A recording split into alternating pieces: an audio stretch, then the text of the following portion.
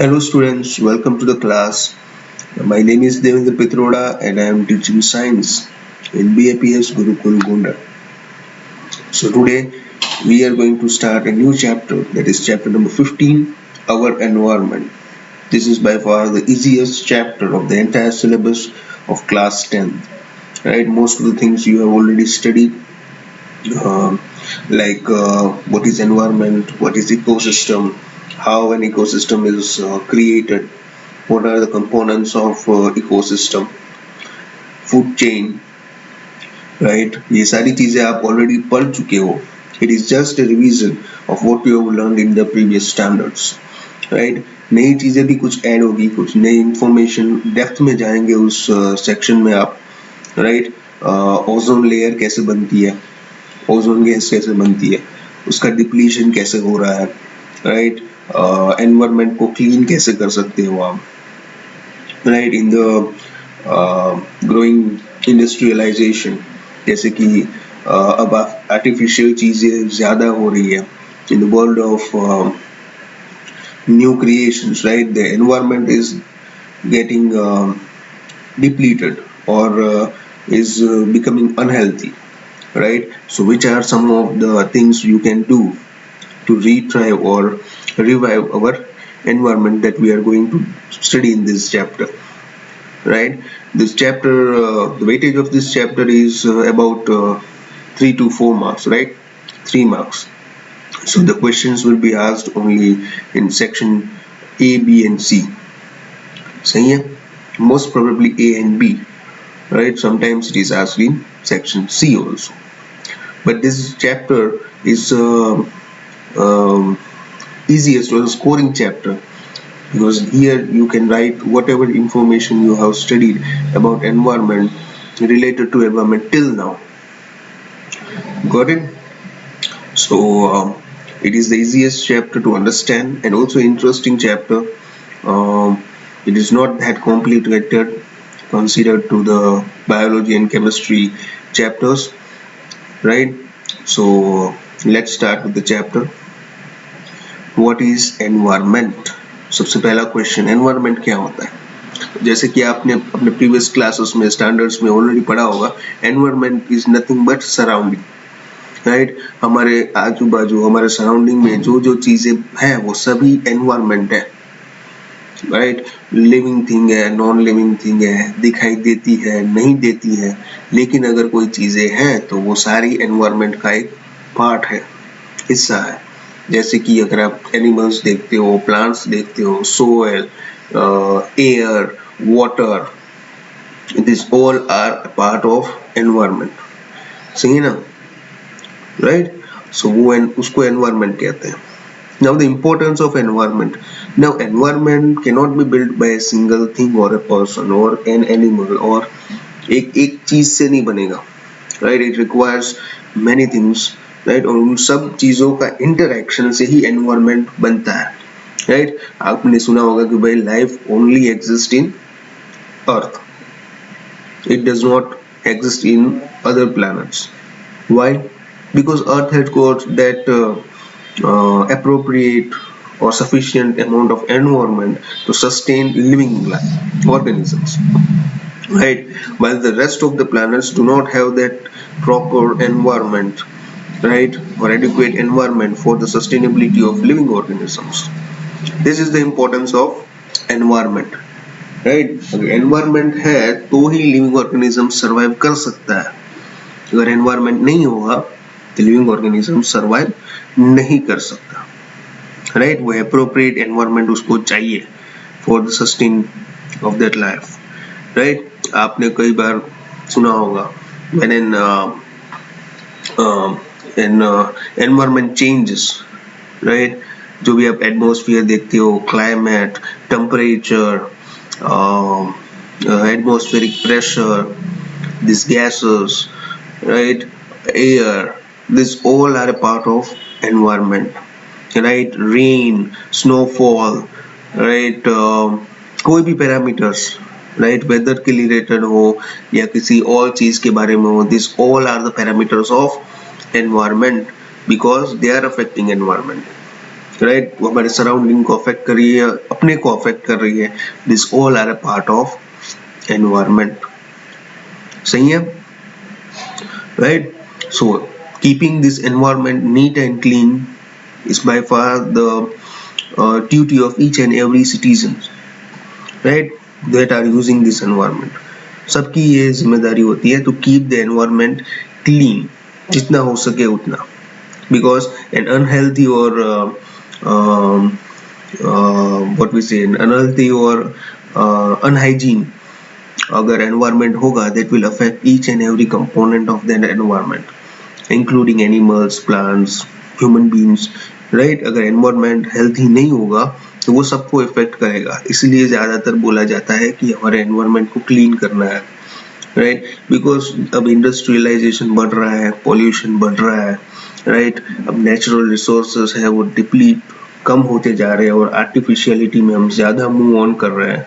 तो ये जो एनवायरनमेंट है वो कहीं ना कहीं डिटीरियोरेट हो रहा है, राइट.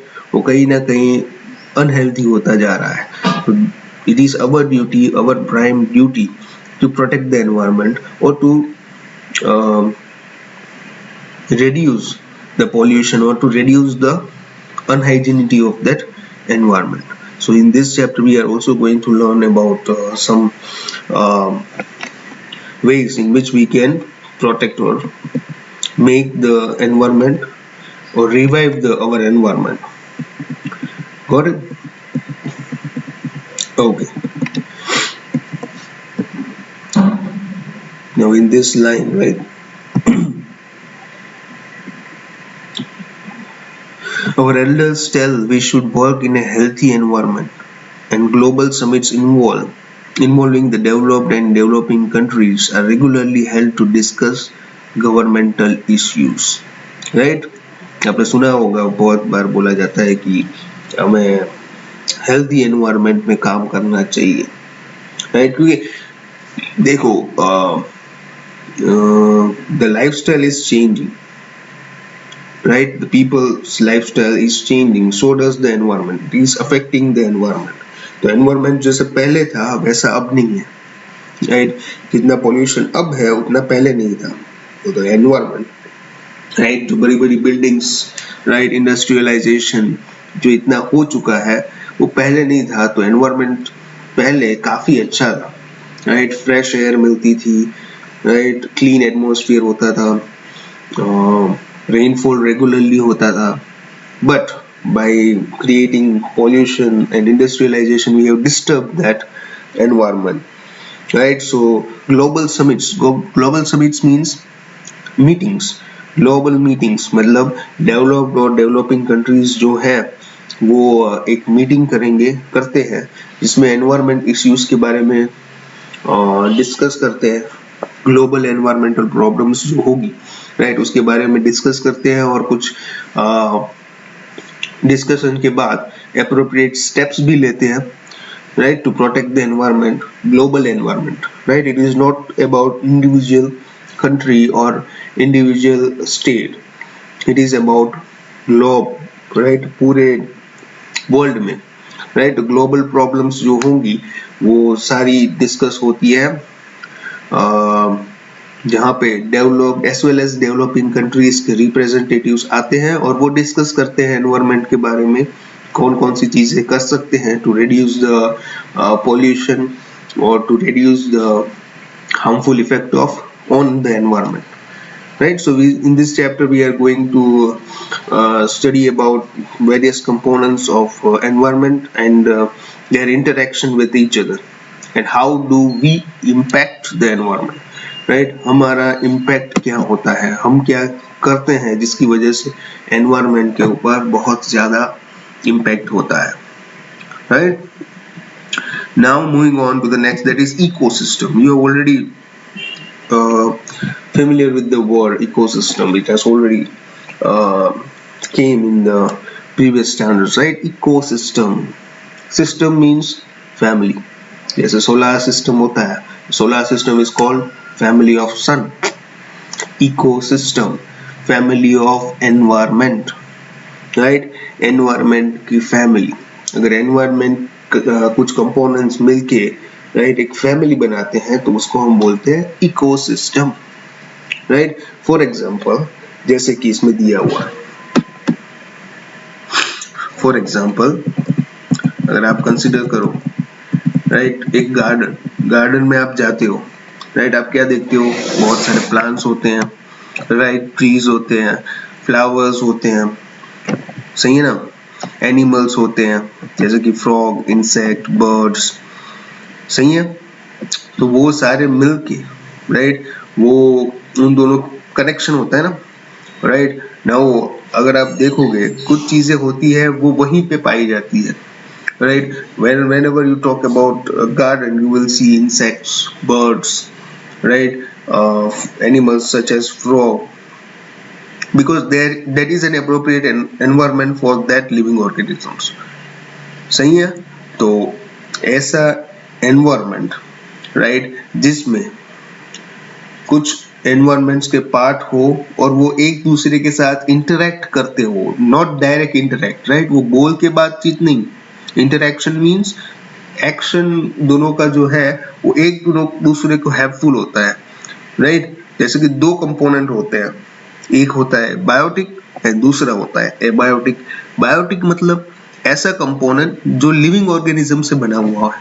लिविंग ऑर्गेनिजम्स मतलब plants, animals, birds, human beings, micro organisms, this all are a part of biotic component, right. Environment है वो दो कंपोनेंट्स में बना होता है, एक है बायोटिक कंपोनेंट मतलब लिविंग ऑर्गेनिजम्स जैसे कि birds, animals, plants, micro organisms, human beings, ये सारी चीजें बायोटिक कंपोनेंट में आती है।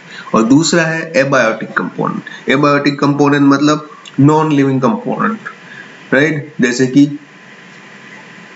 जैसे कि water, soil, air, atmosphere, right, सही है ना, soil, minerals, temperature, this all are abiotic component, सही है, समझ में आया। An environment consists of two components, that is biotic and abiotic. Biotic मतलब लिविंग ऑर्गेनिजम्स जो होते हैं वो बायोटिक कंपोनेंट में आते हैं। एबायोटिक कंपोनेंट मतलब नॉन लिविंग क्वांटिटीज जो भी होगी, फैक्टर्स जो होगी जो एनवायरनमेंट को अफेक्ट करती है, right, that is temperature, rainfall, wind, soil and minerals, बहुत सारे हैं, सही है। तो दे आर मेड अप। अब उन दोनों का इंटरेक्शन होके एक छोटा सा ग्रुप बनाते हो तो उसको हम क्या बोलेंगे, इकोसिस्टम। उन दोनों के बीच में बायोटिक एंड एबायोटिक कंपोनेंट के बीच में इंटरेक्शन होता है। Interaction that doesn't mean direct interaction, right. वो फ्रॉग है वो प्लांट से या बातें नहीं करता है, इंसेक्ट है वो फ्लावर के साथ बातें नहीं करता है, बट इंटरेक्शन, राइट, उसमें उसमें उसको फूड मिलता है, राइट, या फिर आप कह सकते हो शेल्टर मिलता है, राइट, एटमॉस्फेयर में से उसको ऑक्सीजन मिलता है।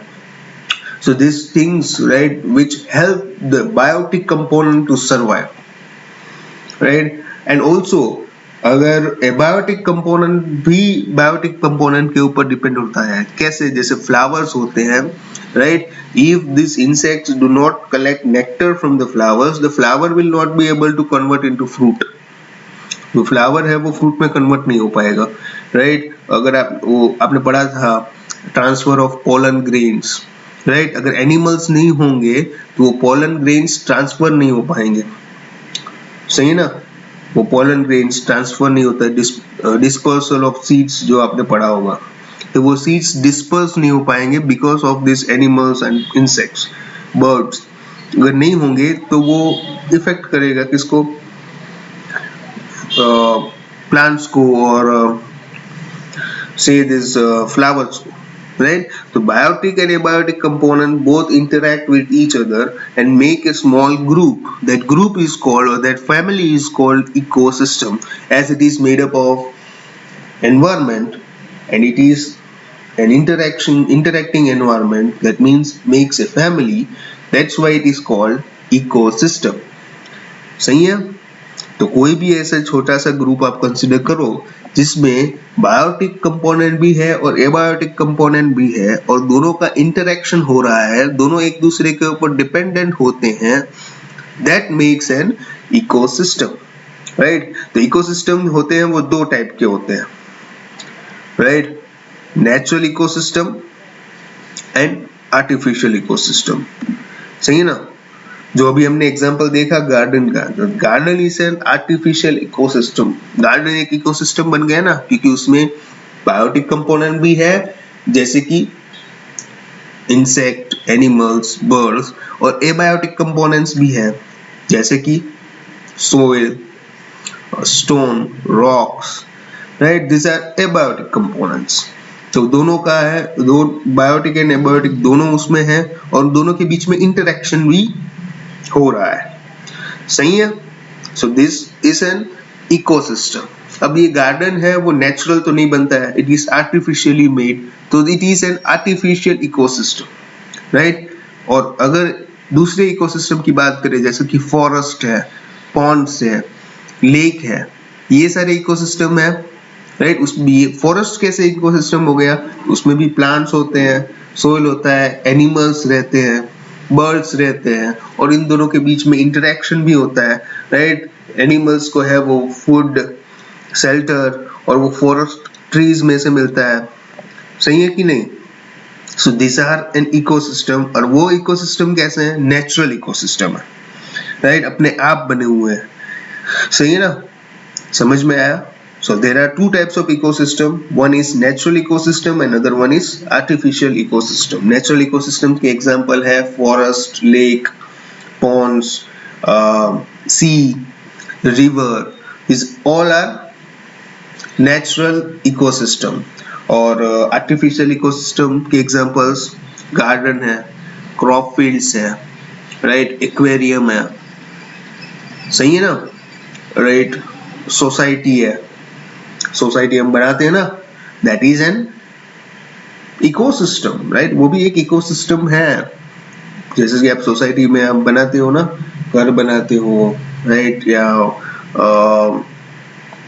उसमें छोटा सा आप कह सकते हो गार्डन भी होता है, राइट।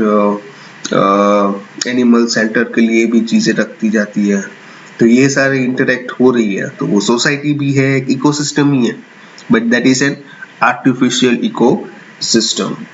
सही है। उसको more appropriate अगर आप समझना चाहते हो, let's move on to the activity 15.1, right, aquarium। जैसे कि हमने बात की, aquarium is an artificial ecosystem। तो अगर आपको aquarium बनाना है तो आपको कौन कौन सी चीजों की जरूरत पड़ेगी, राइट। aquarium मतलब जहाँ पे फिश को रखते हैं, राइट, प्रिजर्व करते हैं। सही ना। स्मॉल, आपको पहले तो एक जार, बड़ा सा जार चाहिए जिसके अंदर आप पानी भर सकते हो, राइट। वो पानी भरोगे तो फिर उसके अंदर फिश अगर रखते हो तो फिश को ऑक्सीजन की जरूरत पड़ती है। सही ना। तो आप ऑक्सीजन डालने के लिए एक ऑक्सीजन पंप भी उसके अंदर डालोगे।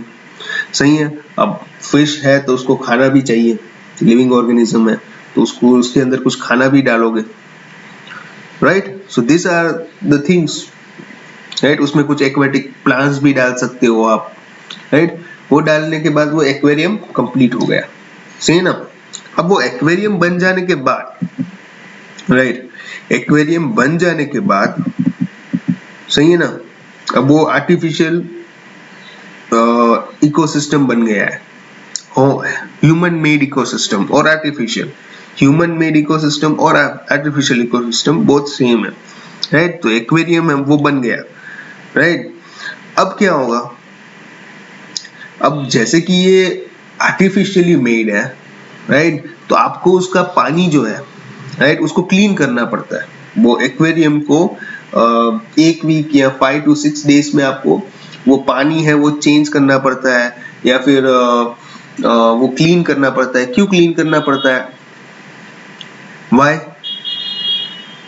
अगर आप क्लीन नहीं करते हो तो क्या होता है, नाउ अगर आप उसको क्लीन नहीं करोगे, slowly the colour of the water will start changing, वो मडी होता जाएगा, right. It will start smelling, Also, the fish living inside it may die because of that polluted water, right?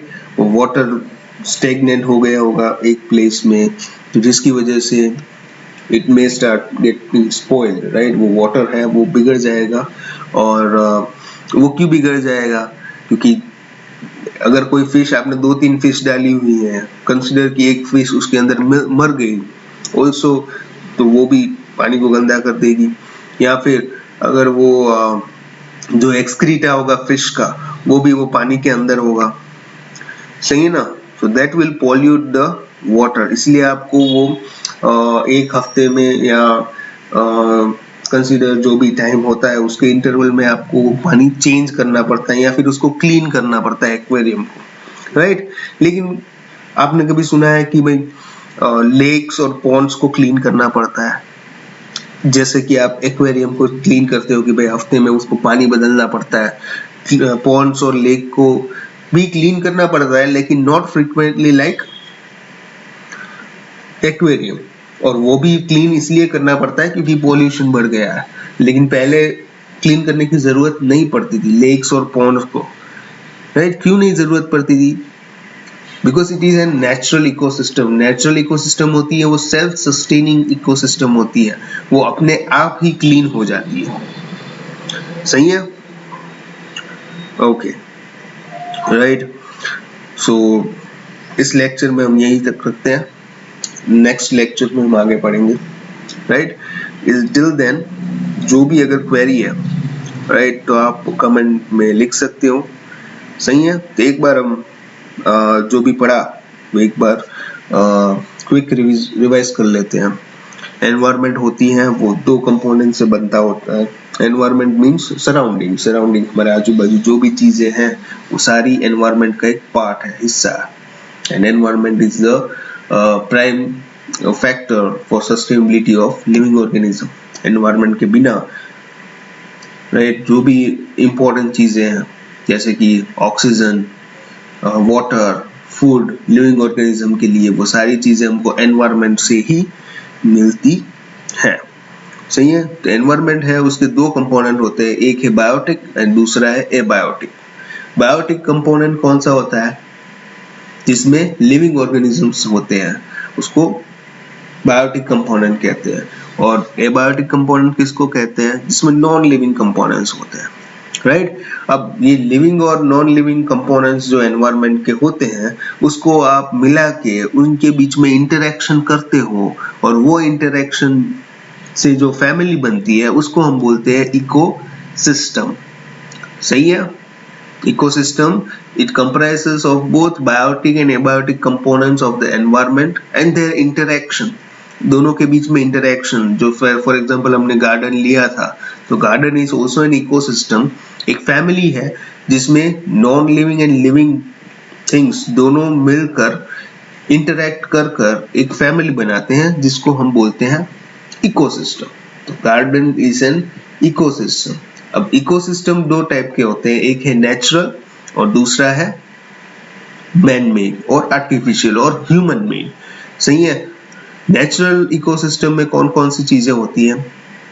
जो self sustaining ecosystem होते हैं। Self sustaining मतलब जो अपने आप बने हुए हैं, राइट? अब उसमें कोई इम्प्रोवाइजेशन की जरूरत नहीं है, कोई चेंज करने की जरूरत नहीं है, वो अपने आप बने हुए हैं। जैसे कि फॉरेस्ट, पॉन्ड्स, लेक, वो अपने आप बने हुए हैं, उसमें कोई चेंजेस करने की जरूरत नहीं है, वो सेल्फ सस्टेनिंग है, सही है?